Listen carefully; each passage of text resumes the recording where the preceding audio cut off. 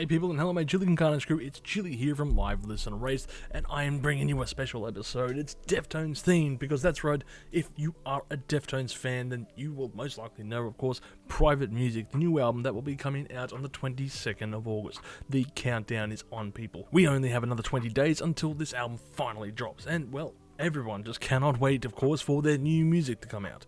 But what to do in the meantime? What shall we do for the next 3 weeks or so until this album finally drops? Well, of course, you can go through and listen to all the Deftones albums once again, or maybe the side projects that they have under carry. But, well, I'm going to propose something different here, because if you want to hear Deftones music, but with a slightly different spin to it, then I have a recommendation, and I highly recommend that you, of course, listen to this album.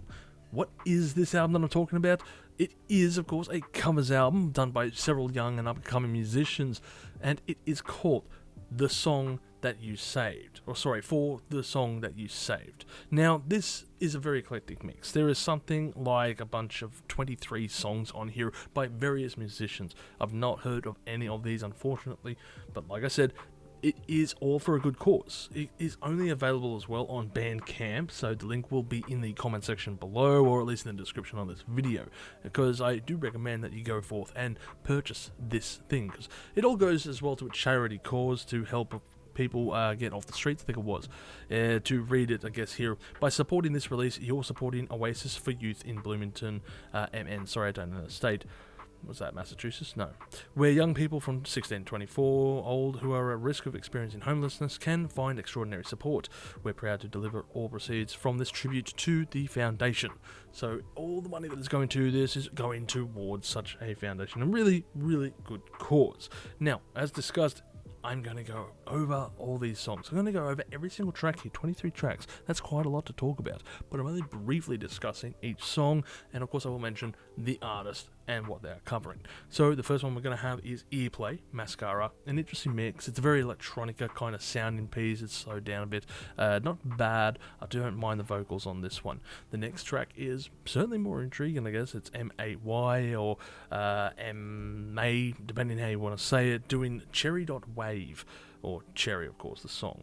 Very interesting one. It's not, it's certainly an interesting aspect, I guess. It's more ambience. It's slightly different as far as, the original song was concerned, and I think it's like really cool as well. Female vocals really add to it here. So the next one we have here is going to be Johnny Rook, Around the Fur. This is a big song, of course, for a lot of people. They really do like this tune, and I think they really stay the path. They stay true to the path of this song, really honouring it. But it does feel beefier with its guitar tones and drum work as well, if that's even possible for a Deftones song.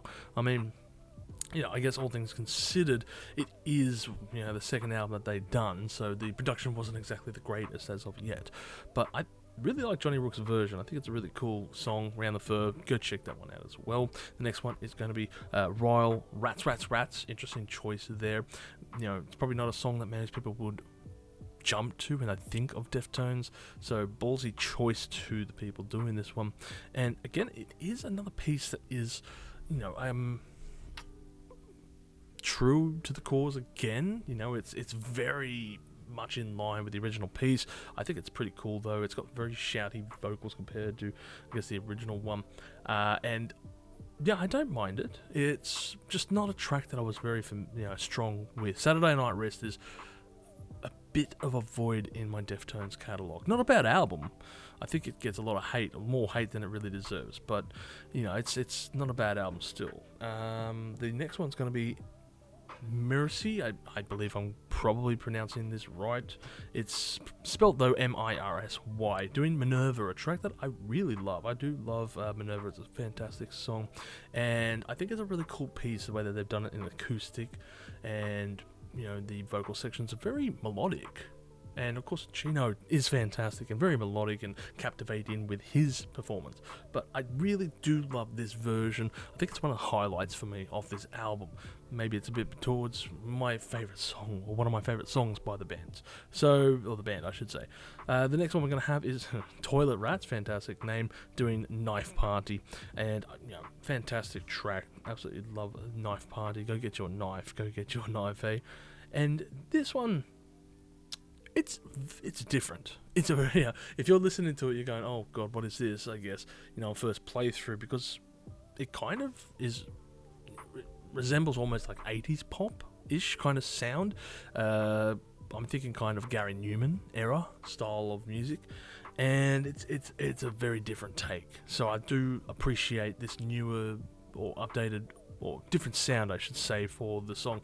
It's definitely where previous songs that I've mentioned are pretty stay in the path and not deviating too much. This one takes it a complete 180 almost. It definitely changes it up, and they have added their sound to it. I like it. So Pill Cutter is the next track with Beware.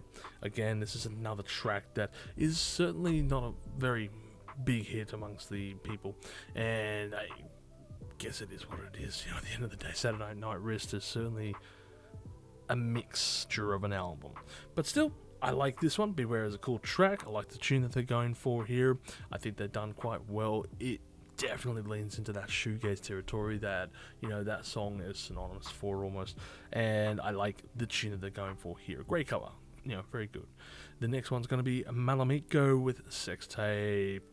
Big tune, and I like this cover a lot. They perfectly nailed the tone of that album, and we got thunder. That means gods are pleased. They're out there. They're like, yep, you're talking about Deftones, keep it going, boys. Yeah, so I think Sex Tape is a fantastic version of it. Again, it doesn't stray too far from the original. They've done a fantastic sound to it. They've added their flair to a degree. It doesn't really deviate too far from the path, and I don't know how I would feel, to be honest, if I heard this in a different kind of way. If it was presented in a different manner. It might be interesting to hear it in an acoustic setting, so maybe that's something to be heard. But yeah, still Sex Tape, this version is a solid one. Next one, we have Careful Graze, Be Quiet and Drive Far Away. Big tune there, absolutely big tune. And I've got to say, they do quite well on this one. Definitely a beefy tune. I think you got to have balls to pick this song if you're going for a Deftones cover album at the end of the day. And I think they did it really well here. I do believe that this is really solid. I think the vocalist is just amazing as well. Not much more to say about that one. Next one will be Bluntsworth, Back to School, Mini Maggot, and this is probably going to be this song that I guess a lot of people are going to go, I don't like this. This is definitely the most eclectic cover that you're going to hear on the album, and it definitely stands out on its own merit. I think that this is just... I'm trying to think of the name of the musician, actually. Name just currently escapes me, but it was the guy who done Deep Web. That artist and the music that he played. It's very loud, abrasive, in your face. The audios are full on, and it's one of those moments that kind of goes, all right, if this was going to be a song that I chose to cover, then why did you cover it in such a way? You would definitely... It's Death Grips, that's who I was thinking of, sorry. It's definitely one of those moments where you're kind of going, alright, this is such a weird cover. But, look, clearly this musician has done it in the way that they interpret it, and I think kudos to them. Even though I don't appreciate the cover that they're doing, I think it's very well done that they have done it in their own way. You don't have to keep it very straight 180 on this part. So clearly they're just going, fuck it, we'll do it our own way.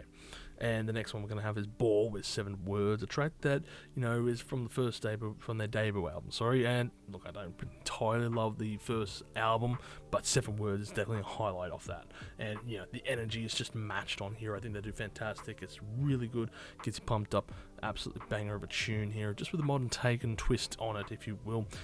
Zach Baker is the following up with Digital Bath, and that's a big tune, that one there. It's a fan favourite amongst the people, so I think you got to have a big way to send it off. And how does he do it? Well, it's a piano version of the tune, and I think it does really well to play into it. It's really good. It's a solid piece. If you were ever wondering what it would sound like to have this tune done in a piano version, right here is where you can hear it, and I think he nails it. He does really well. You can just imagine if this was like an MTV Unplugged with Deftones, they might do it in the same manner as well. I think they did it quite well. Killing Stairs follows up with Teenager, another great tune from a great album, and I think they just keep it pretty much as it is from the original as well. Just with the modern twist, if you will. So I can't say it's wrong for what it does, and it does it quite well, so it is what it is. This Be the Verse with Elite. Again, it's an interesting cover because it just varies itself from the original, kind of giving me Nine Inch Nails vibes as well. Very different, and I think it's kind of cool, to be honest. If you like Nine Inch Nails and you like Deftones, definitely check this version out because it's certainly quite an interesting one. And for the follow-up here, we have, Vin, My Own Summer, Shove It. Now, this is like one of those big tracks, that certainly brought Deftones into the world. I think it's certainly an intriguing tune, love it. And it just stays the path. Again, I mean, I'm using that terminology so often, but you can play it safe on a covers album, or you can do it completely to your own methods.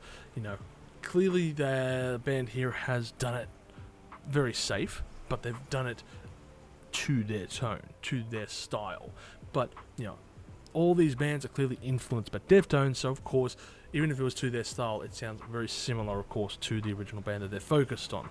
Unstable Shapes is the next one with Die the Flu, and I hope the rain in the background isn't too loud, people, but, the next one up here, and Die the Flu is certainly an intriguing one. It's one of those odd little pieces, I guess, and I'm just going to move the microphone over here because it is really loud out there, and I have a funny feeling it's bleeding through on the microphone. So anyway, Die the Flu, not a bad track. It's certainly one of the ones that I kind of forget about on playthroughs when I'm listening to that album. I think this is a decent little cover as well. At the end of the day, you're going to have a very good time listening to this. The next one I'm going to have is Too Late But Still with You've Seen the Butcher.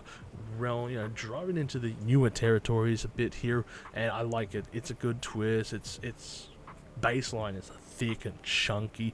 I like the twist that they've done to Surge's bass line here because, the original is a great tune, and Surge's bass line intro is really iconic as well, I feel. But this one really does drive it home. It's like almost nasty, kind of hardcore, punkish kind of sounding thing. I don't know. Listen to it yourself. You'll know exactly what I mean. And it's really delivered almost with a spoken word kind of thing. And I like it. I really do. It's a cool little one. Panic Cult's Entombed. This is probably one of my favorite Deftones songs of all time. So you've got a bar set up here, unfortunately. But again, Panic Cults, this is a band that's going, nah, screw it, we'll do it our way. And they lean heavily into like new wave synth kind of sounding from the 80s. It is very peculiar. If you the way I can describe this is if you were watching Stranger Things and you saw one of the scenes where they're just like walking through the mall with the neon coloring and everything like that from season 3, that is the music I'd expect to hear in the background. This version, because it sounds like it. It's got this vibe that's almost like it should be used in some kind of retro playback of, oh man, here's a nostalgia trip from the 80s. It's got that vibe going for it. I like it, but oh my god, it doesn't live up to the original. But then again, the original set the bar way up there to begin with, so sorry. But anyway, what we got is the last ones here, which is going to be, of course, sorry, I just got a little notification, and it was Light Tower, Pink Maggot, big tune, of course, and again, they just play it so safe here. I'm not saying that's a bad thing, it's definitely, it sounds darker, I guess, than the original one. It's evil to a degree. It's got this foreboding kind of atmosphere throughout its presence, and I like it. That's a cool little vibe that runs throughout, the track, of course. And we've got 3 more to go, so we'll run through this quickly. Another Heaven with Street Carpets track that I'm just not very familiar with, unfortunately, so I'm not going to comment too much further on that one there. Don't Grow Up with Hexagram. This is probably the introduction that I had for Deftones was through Hexagram, and that was on the MTV Unplugged album. And, it's a solid tune. Absolute banger of a piece, and I think they do quite well with the Hexagram here. It's not a bad cover, very solid. And the second last track we have Rosaka with Rosemary. That riff, man. I mean, this is like this is probably my favorite album coy at the end of the day. So that little riff at the beginning is fantastic, and they do really well. The vocals, they really stand out, but for being different. When you're listening to the riff, obviously it plays it safe, plays it very close to the original. But then when you hear the vocalist come in from Rosaka, sorry if I've mispronounced it, it's like, oh god, this ain't Chino. That's right, I'm listening to it in the covers variant. So it's very different, and I do appreciate the vocalist that they have on here. I think he does quite well and stands out just on those merits. But the last one we're going to have is Foreign Film Anniversary of an Uninteresting Event. Interesting little piece, of course, that came from that album. And, again, it's a very somber piece. It plays it into the quieter sections, and it does itself quite well. So this is a full rundown of the album that I've given to you, obviously, of the covers album. And, I made a little quick notes as to how many covers there were, because they didn't touch Gore, they don't touch Ohms. So there was one track from Adrenaline, you had 3 tracks from Around the Fur, you had 8 tracks from Pony, of course, because of course you're going to have a lot of covers from Pony. You have 4 from the self-titled album, 3 from Saturday Night Wrist, 2 from Diamond Eyes, and 2 from Koi no Yokan. So it is it is a bit one-sided affair, I guess. You're going to have almost all of White Pony on the album, but then again, there is also a couple of selections there that aren't your regular ones that you might hear on a, best of album. It might be a bit unfortunate that the last 2 were missed completely, but there are reasons for that too. A lot of people I know don't like Gore. I think Ohms is very underrated and has some great tunes on there. I like Gore myself personally. I think it's a really good album. It's of course got the production issues, but that's a different matter. Now we are going to be moving into the next phase here, because like I said, this is something that can carry you over. You can listen to it on Bandcamp, you can listen to the whole album. I recommend obviously purchasing it. Money goes to a good charity by the sounds of it. And this is a very interesting covers album. There's enough material on there to keep you intrigued and tie you over for a couple of days at least, until of course that Deftones album comes out. And when it does, oh boy, I'm going to be covering that. Now, if you are looking for something else Deftones related on this channel, then I have done a special retro review episode covering Eros. Of course, we're talking about the mysterious album that never came to be, that entered the production hell, and of course is the greatest mystery in the Deftones catalogue, or Deftones. I know people are going to get their shits when I say the Deftones, but hey, Chino said the same thing as well. And if Chino said it, then that's how it goes. It's just the way that the structure of the sentence goes. So anyway, I want to hear your thoughts. If you have listened to this album, make sure to comment below and tell me what your favourite track was off there. And as always, you have a great one, stay spicy, and we'll see you when Private Music comes out. If you've enjoyed this content, make sure to smash that like button, subscribe to us, and stay notified for future music related content, because it keeps our manager happy at the end of the day. We are also on Discord, Instagram, Facebook, and all those other social platforms if you want to check us out. As always, people, you have a great day and stay spicy.